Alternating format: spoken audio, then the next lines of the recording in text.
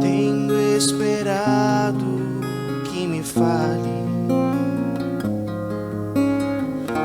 Tenho esperado que estivesses assim. Eu sei bem que tens vivido.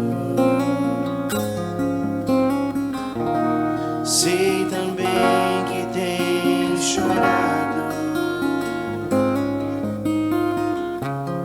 Eu sei bem que tens sofrido, pois permaneço ao teu lado. Ninguém te ama como eu. Ninguém te ama como eu.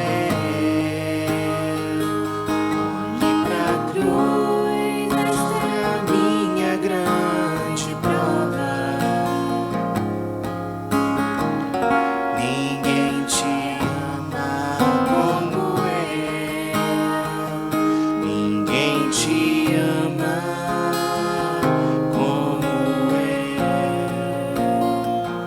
Ninguém te ama como eu. Olhe pra cruz, foi por ti, porque eu te amo. Ninguém te ama como eu.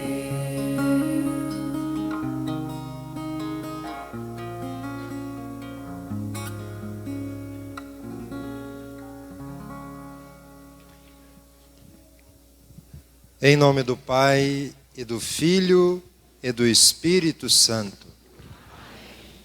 Rezemos, irmãos e irmãs, pedindo que o Espírito Santo de Deus, aquele que chega a nós pela Páscoa de Cristo, ele que na cruz entrega o Espírito, esse Espírito que é soprado sobre o mundo, esse Espírito que na ressurreição de Jesus nos vivifica. Pensamos que ele nessa noite venha ser o grande mestre, aquele que fala ao nosso coração e nos conduz a uma experiência profunda desse mistério da cruz, para que nós entendamos de verdade o alcance de tudo isso. Nós nunca vamos entender, mas o Espírito possa nos conduzir um pouco mais fundo na compreensão, na aceitação desse mistério em nossas vidas. Vinde, Espírito Santo, enchei os corações dos vossos fiéis e acendei neles o fogo do vosso amor. Enviai o vosso Espírito e tudo será criado e renovareis a face da terra. Oremos. Ó Deus, que instruís os corações dos vossos fiéis com a luz do Espírito Santo, fazei que apreciemos corretamente todas as coisas, segundo o mesmo Espírito, e gozemos sempre da sua consolação, por Cristo Senhor nosso. E aquela que esteve de pé, junto da cruz do seu Filho, saudemos nessa noite. Ave Maria, cheia de graça, o Senhor é convosco. Bendita sois vós entre as mulheres, bendito é o fruto do vosso ventre, Jesus. Santa Maria, Mãe de Deus, rogai por nós, pecadores, agora e na hora de nossa morte. Nossa Senhora das Dores, podemos assentar-nos, irmãos e irmãs.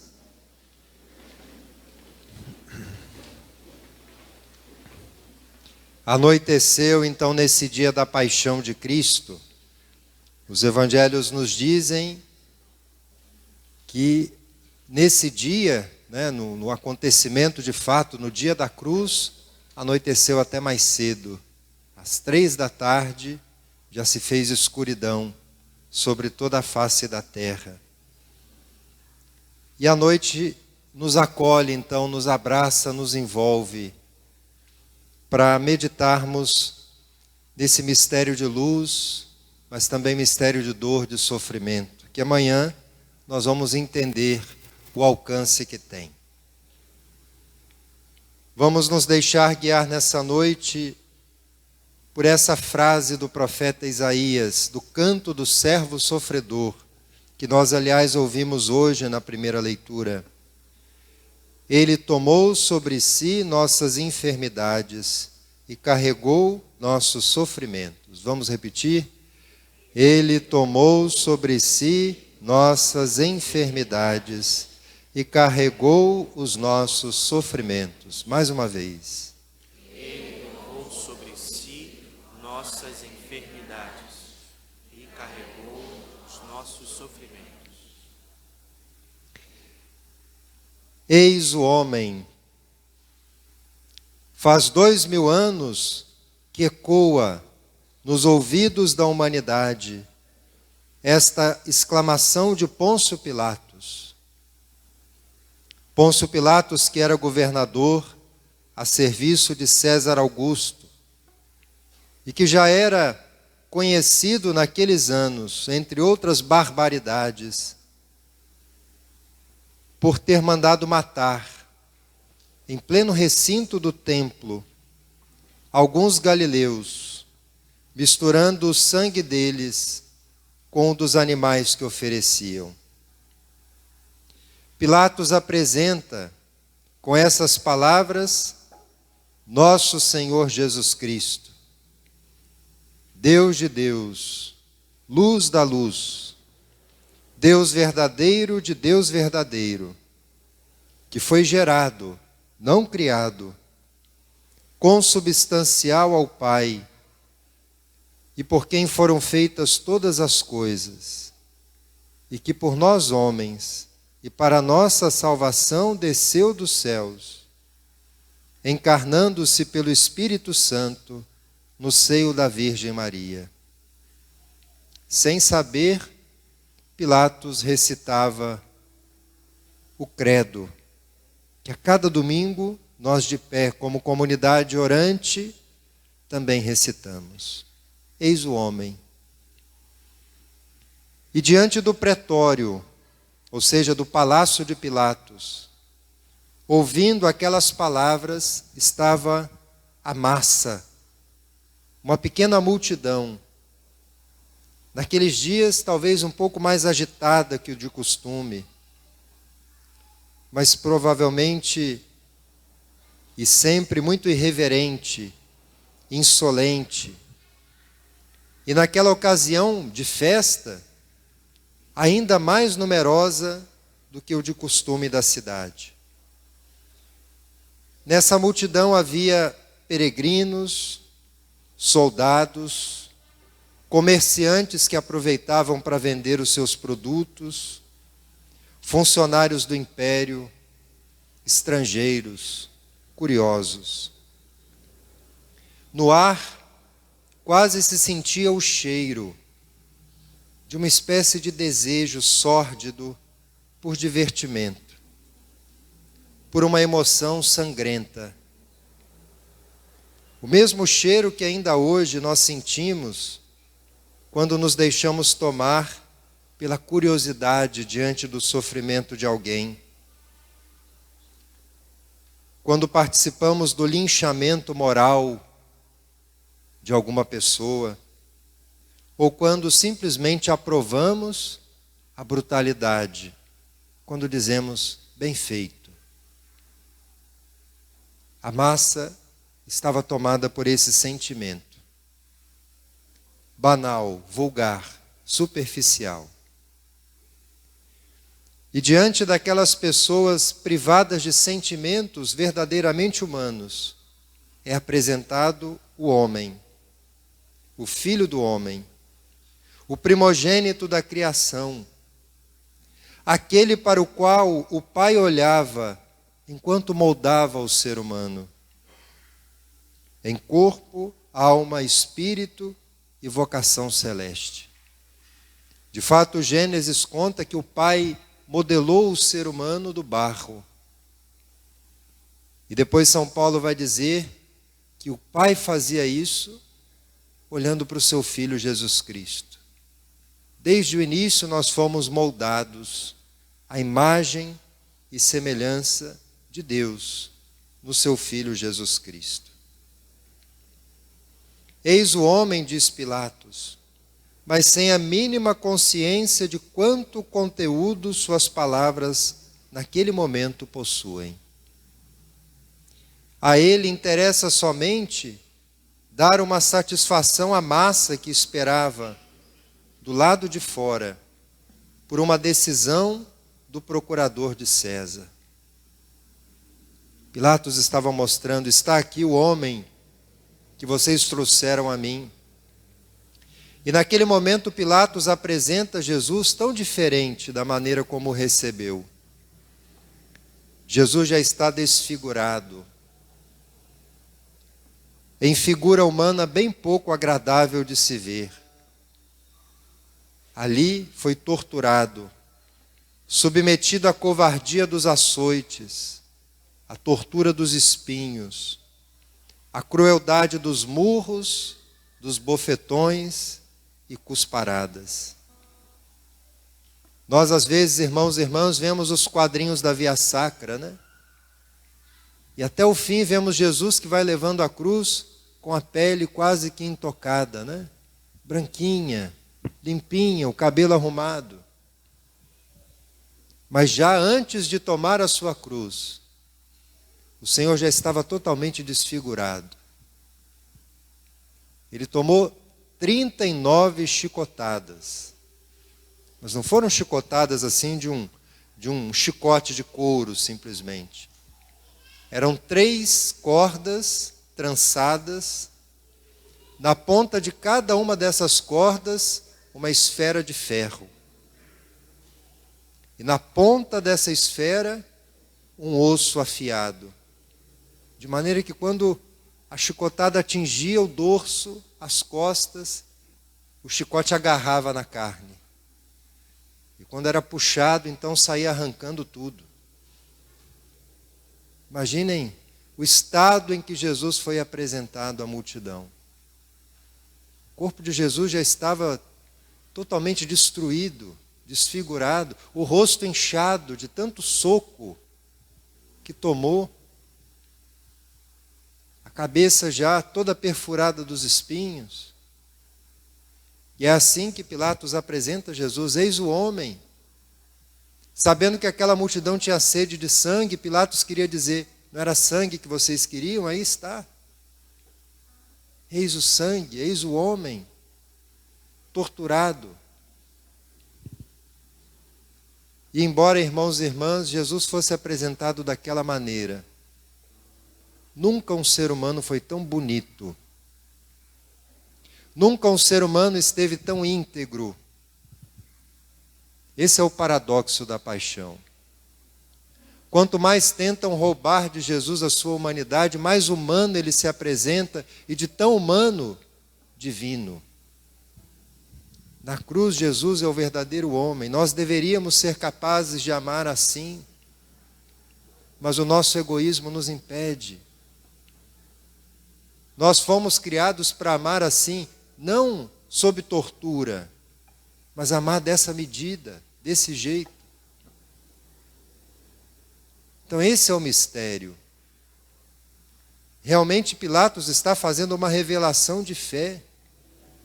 O homem, como Deus pensou, é o homem capaz de amar, apesar de tudo e acima de tudo. É o homem incapaz de retroceder na resposta que dá ao amor do Criador.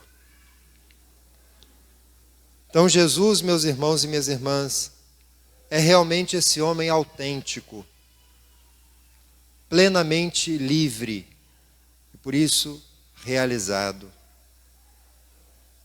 Eis o homem, ele é o homem verdadeiro, pois não aceita atingir nenhuma meta, se o fim a ser usado também não é bom.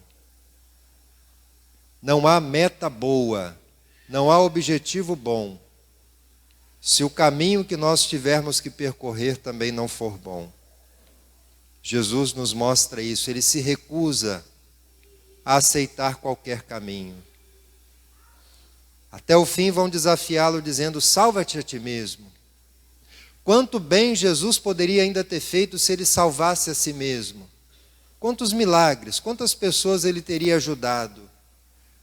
Quanto mais sabedoria, quanto mais de evangelho nós teríamos se ele se salvasse a si mesmo, se ele adiasse mais um pouco a sua morte. Mas não. Para ele não serve um objetivo bom se o caminho for ruim, se o caminho for a traição, se o caminho for pensar em si mesmo, se o caminho for desobedecer ao Pai. O crucificado, irmãos e irmãs, denuncia que nós também deixamos de ser verdadeiramente humanos, nos desumanizamos, quando por vaidade, ambição, orgulho ou egoísmo, nós trocamos a ética pela conveniência, pelo aplauso fácil, pelo ibope. Quando nós trocamos a família pela traição, a honestidade por um ganho fácil, pela corrupção, a coerência pela falsidade. Na cruz, irmãos e irmãs, o Senhor aceita pagar o preço caro de amar-nos até o fim, mesmo diante da rejeição que lhe dirigimos. O Calvário, meus irmãos e minhas irmãs, é neste momento o resumo do mundo inteiro. Ele é o ponto de chegada do nosso correr insano, mas ao mesmo tempo é o degrau mais alto da história de Deus conosco.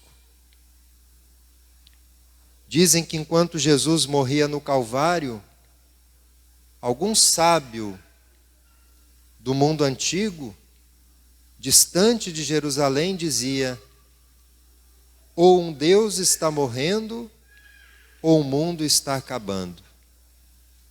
Quando Jesus morre, irmãos e irmãs, um certo mundo também acaba e começa um novo. O mundo que agora conhece o amor. O mundo que agora não tem mais desculpa para continuar sendo o mesmo.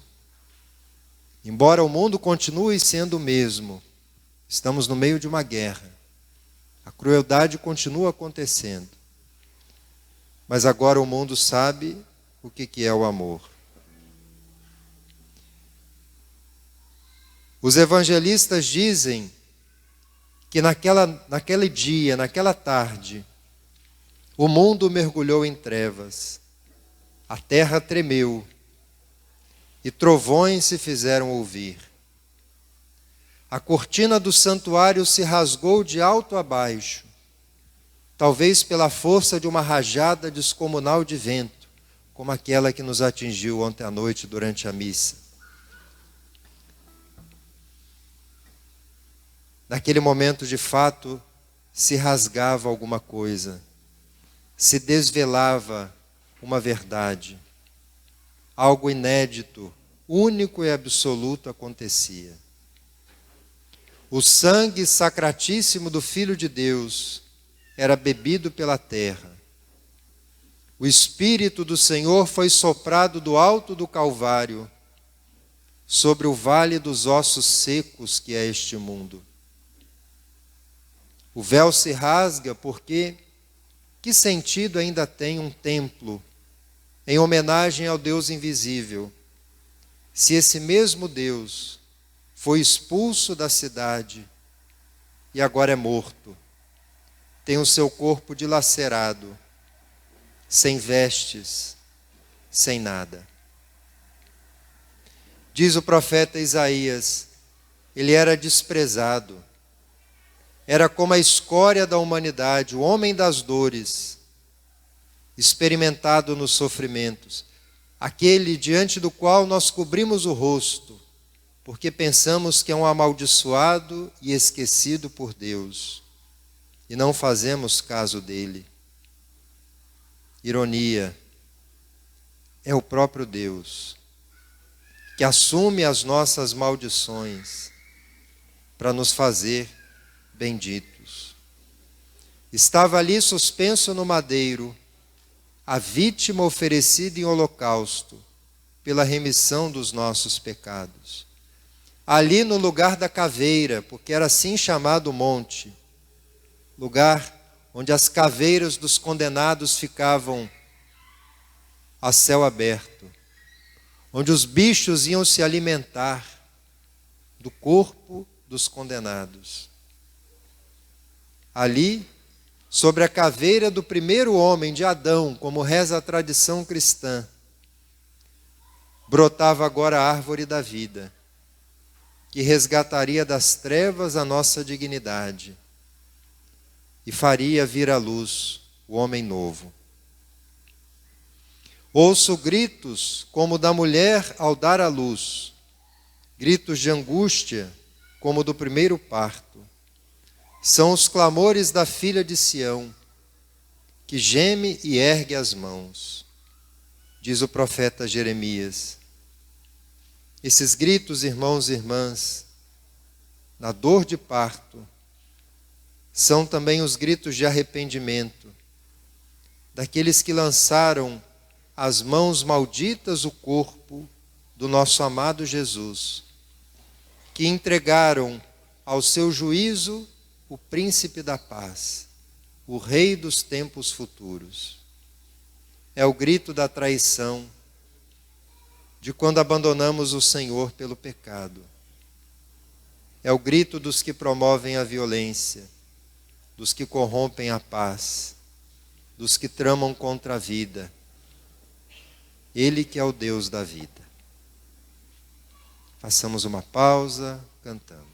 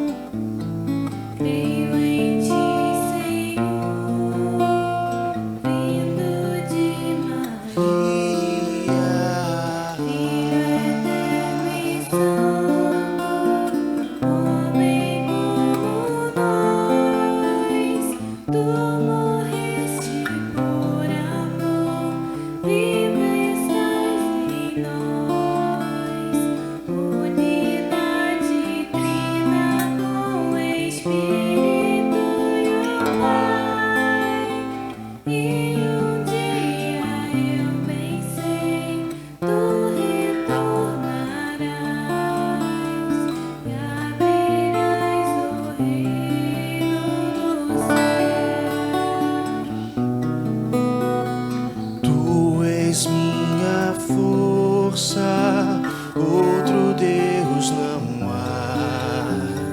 Tu és minha paz, minha liberdade. Nada nesta vida nos separará. Em tuas mãos seguras minha vida guardarás. Eu não temerei o mal, tu me livrarás, e no teu perdão viverei. Ó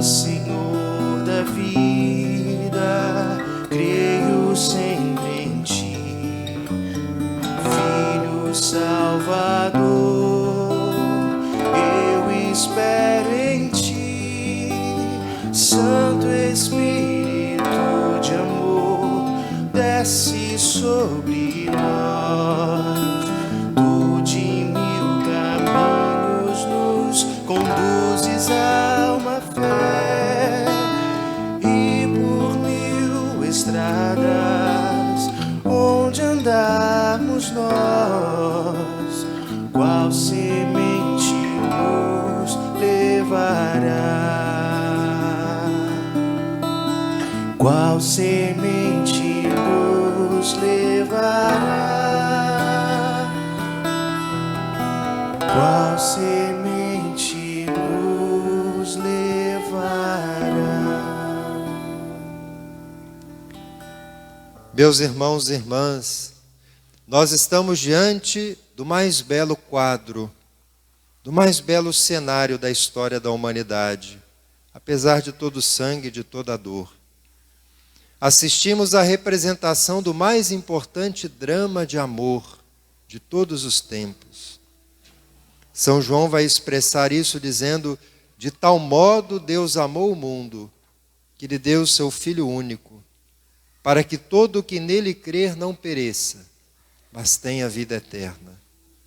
Pois Deus não enviou o seu Filho ao mundo para condená-lo, mas para que o mundo seja salvo por ele.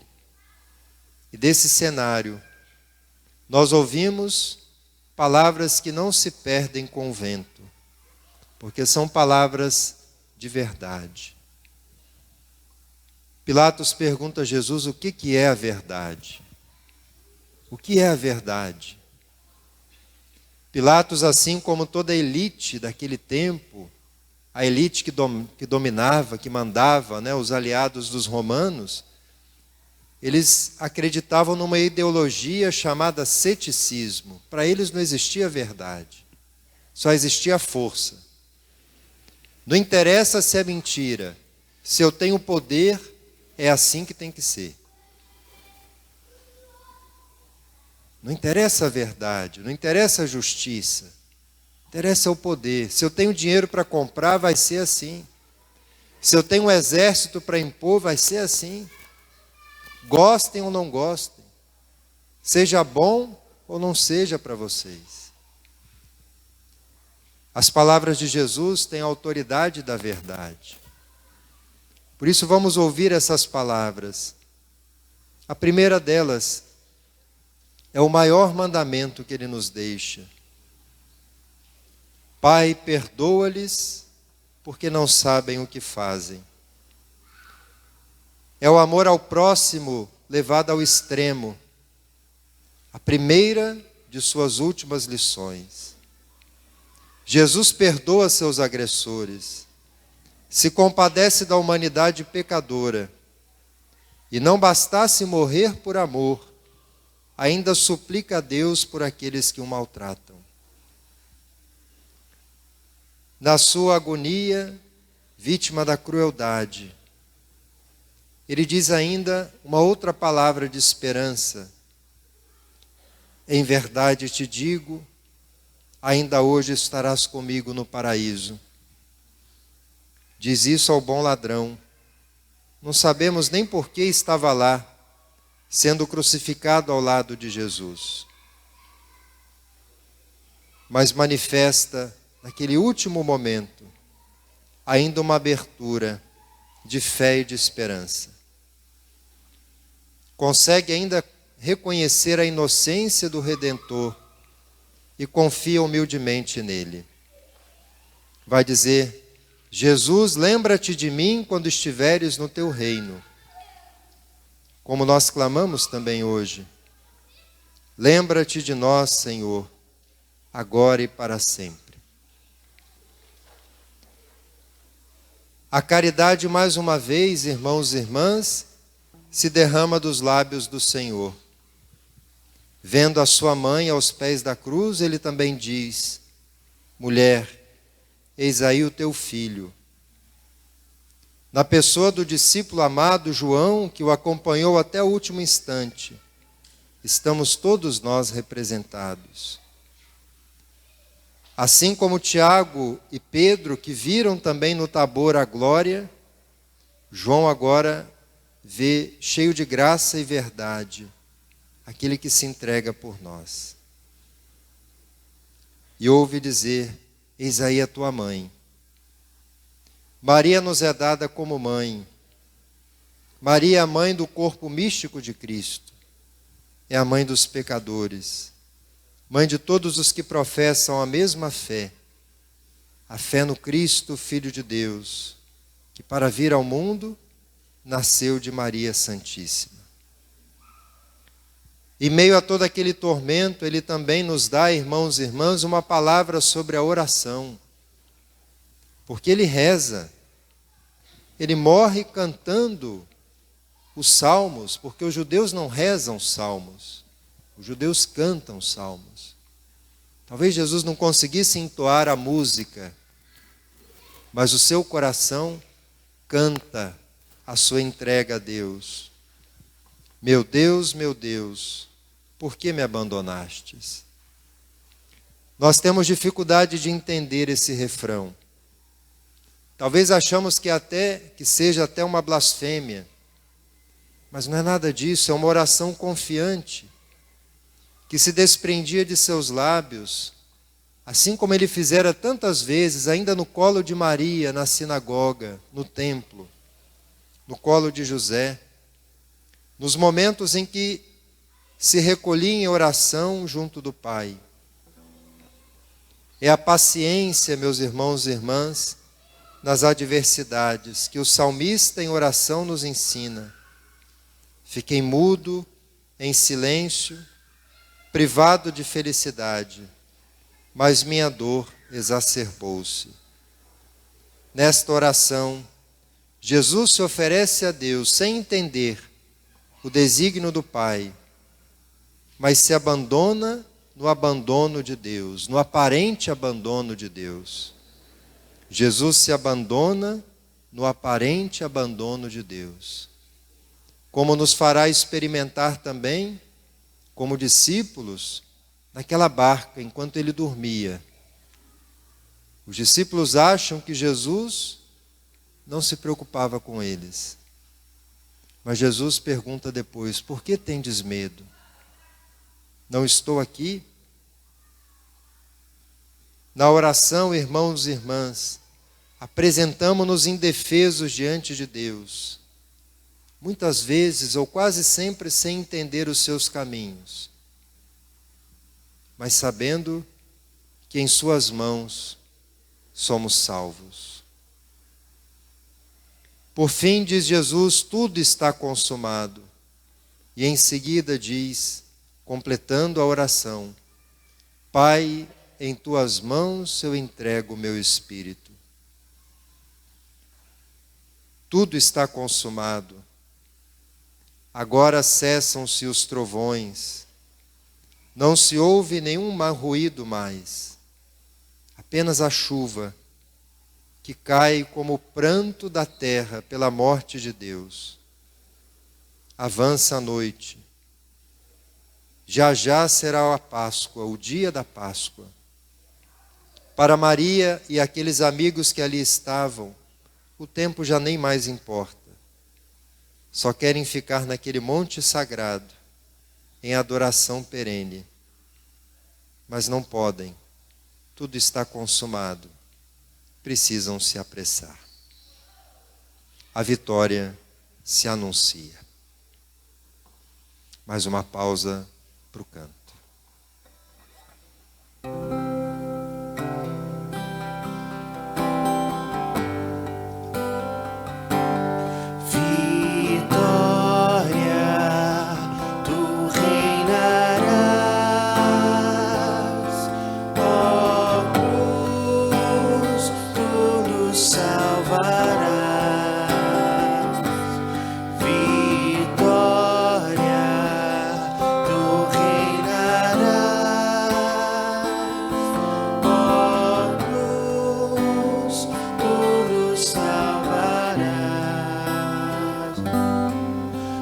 Vamos à cidade e lá eu irei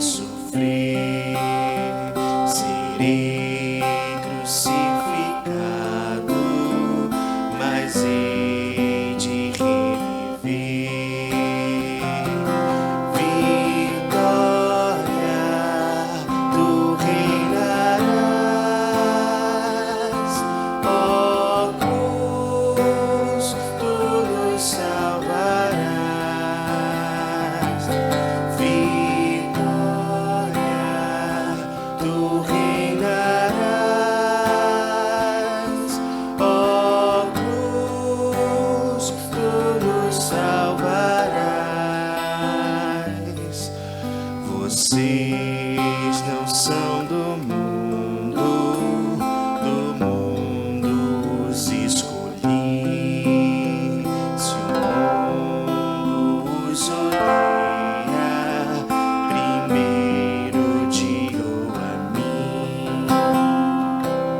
Vitória, tu reinarás, ó cruz, tu nos salvarás. Vitória, tu reinarás,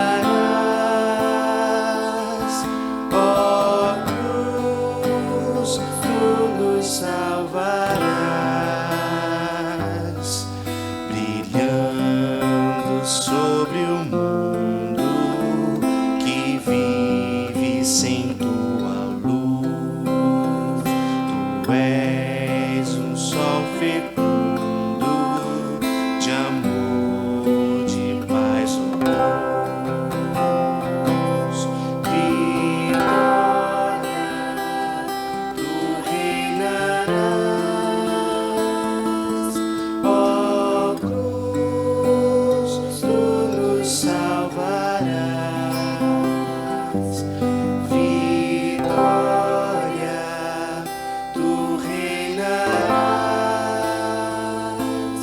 ó cruz, tu nos salvarás. Montemos, irmãos e irmãs, o quadro do Calvário daquela noite. Maria e João aos pés da cruz.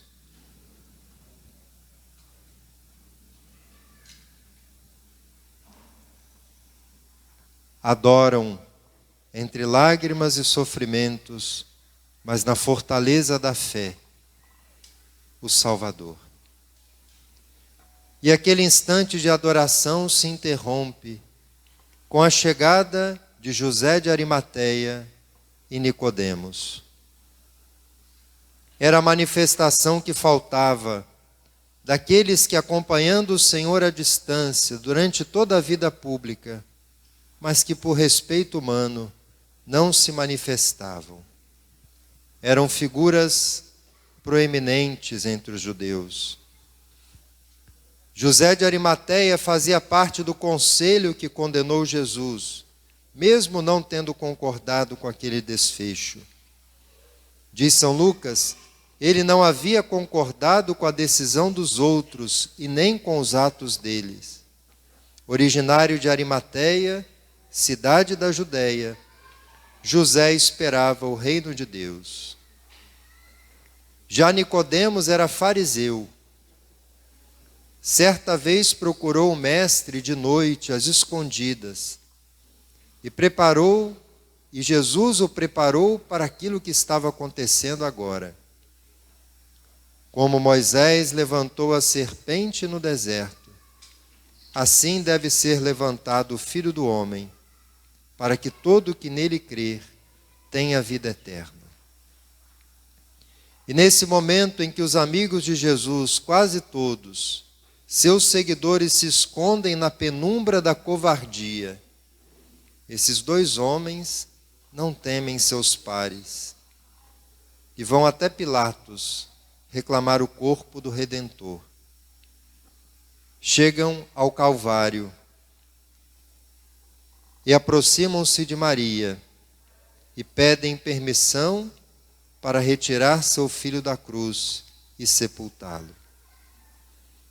Diante da cruz são tomados pela emoção e pela mesma admiração daquele centurião que disse: na verdade, esse homem era justo. Se preparam então para retirar o corpo do Senhor do madeiro da cruz.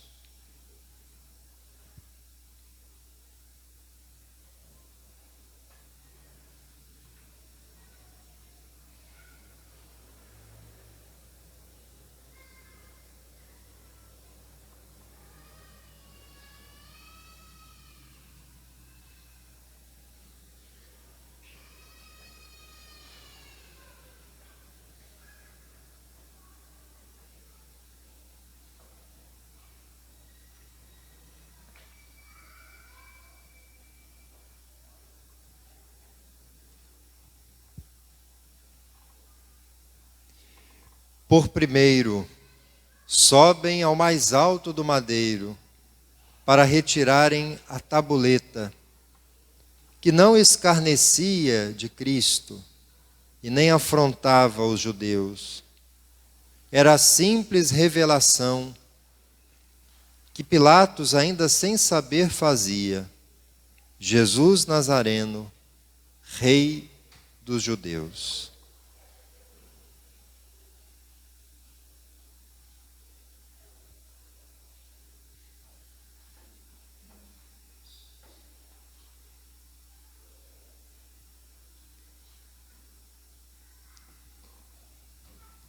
Estas palavras eram uma profissão de fé.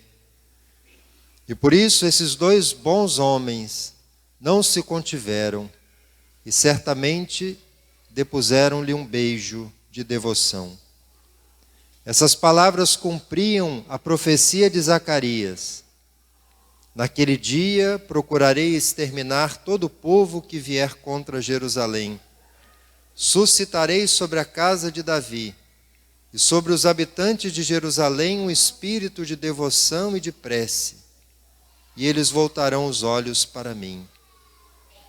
Farão lamentações como se eu fosse um filho único, e chorarão amargamente, como se chora o primogênito.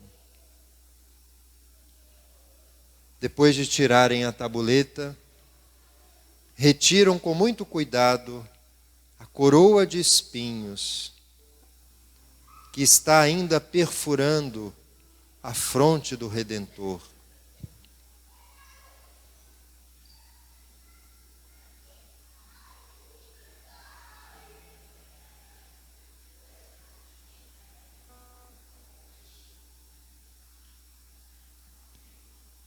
Espinhos que simbolizam as consequências do pecado. Diz o Gênesis: a terra produzirá espinhos, e tu comerás o pão com o suor do teu rosto. Esta foi a sentença de Deus após a traição de Adão. Os espinhos são consequência da desobediência. Também por isso nosso Senhor os tinha em sua fronte, já que Ele carregava nossas culpas até a morte. Ele tomou sobre si nossas enfermidades, carregou nossos sofrimentos, diz Isaías, e nós o reputávamos como um ferido por Deus e humilhado. Jesus, meus irmãos e minhas irmãs, usou uma coroa de espinhos para que pudéssemos merecer a sua coroa de glória, como nos assegura São Pedro em sua primeira carta. Ou a coroa da vida, como diz São Tiago, a coroa da justiça, diz Paulo. Ou como diz o Apocalipse: sê fiel até a morte, e dar-te-ei a coroa da vida. Eis agora, irmãos e irmãs, o corpo desfigurado. E aos poucos os bons homens vão notando como está ferido, como está desfigurado o corpo do Senhor. Contemplemo-lo cheio de feridas e dores, vítima das mais cruéis violências.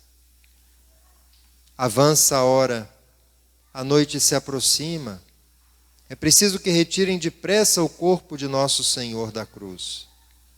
Com muito cuidado, então, retiram o cravo da mão esquerda de nosso Senhor Jesus Cristo.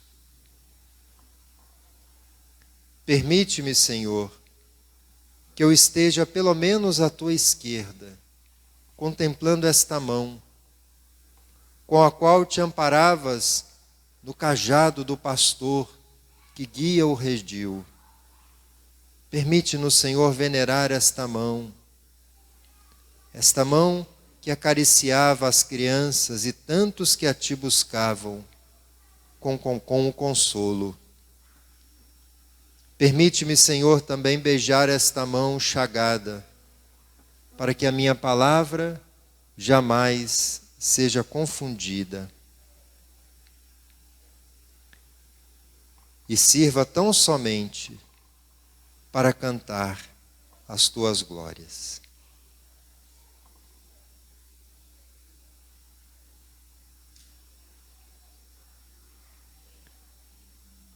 Com muito cuidado agora, do outro lado do corpo, retiram o prego que prende a mão direita do Redentor. Mão bendita que abençoou as multidões. Mão santa que tocou nas feridas dos enfermos e as curou. Mão bondosa que acenou o caminho a seguir. Mão paterna que apontou o erro para que não mais fosse cometido e desferiu golpes contra aqueles que transformaram a casa do Pai numa casa de comércio. Mão fraterna que estendeu ao próximo, que repartiu o pão e o ofereceu como seu próprio corpo. Seja-nos permitido também, Senhor, ser tocados pela Tua mão. Lá onde nossas feridas nos incomodam, nos doem, lá onde nos sentimos fracos, prestes a cair, Tua mão nos sustente, Tua mão nos levante, Tua mão nos conduza. Retirai por fim o cravo que prende os pés de nosso Senhor. Mas retirai-o com cuidado, para que a nossa aspereza não fira ainda mais um corpo já tão machucado. Esses pés que andaram pelas nossas estradas para vir ao nosso encontro. Esses pés que abrem caminho para os nossos pés vacilantes. E diz o Salmo: rodeia-me uma matilha de cães, cercam-me os malfeitores, transpassaram minhas mãos e meus pés. Cães numerosos também rodeiam o Calvário nos nossos dias. Cães de uma moral corrompida.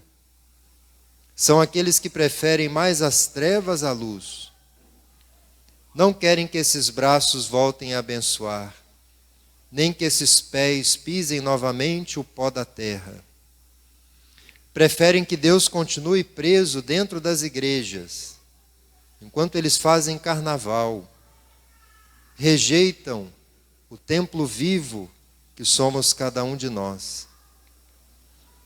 Não querem que manifestemos nossa fé, embora eles manifestem tudo que a baixeza humana consegue criar.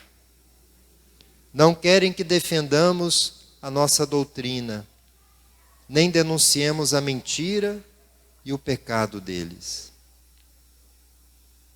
Descemos então José de Arimateia e Nicodemos, o corpo sacrossanto de Jesus. Entregai-o à sua mãe. Do regaço desta mulher das dores, coloquemo-lo depois no esquife, para que seja levado à sepultura nova. Lá o colocaremos com dor, mas também com fé e esperança, até que a mão do Pai e o Espírito da vida o levantem da morte.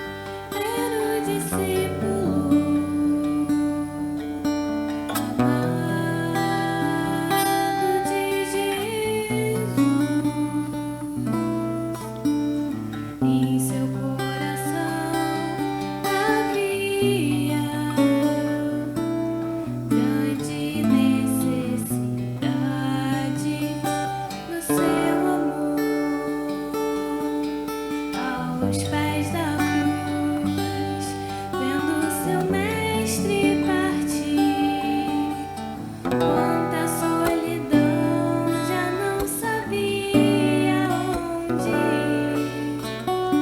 Disse Jesus, mulher, eis aí o teu filho, filho, eis aí tua mãe.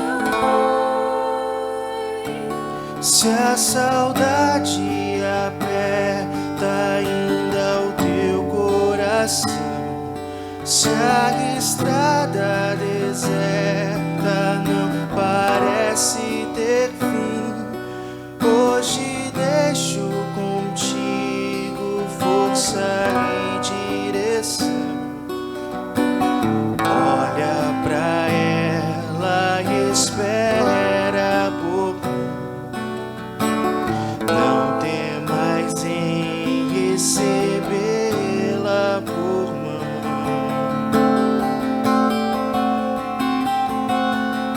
Será o teu consolo, seu colo materno, pois lá está o esposo. Amar, amar, amar.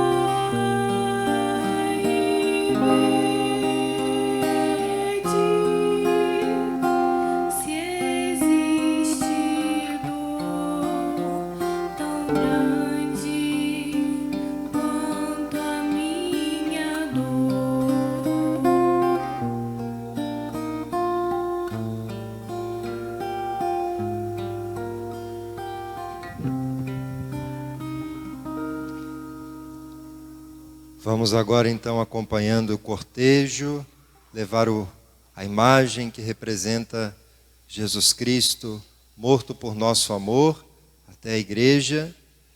Nós vamos deixar que a procissão primeiro passe pelo corredor central, vai a cruz à nossa frente, o andor de Nossa Senhora das Dores, o esquife, e por fim vamos nós, em silêncio de oração, de contemplação, de gratidão a Deus por tanto amor.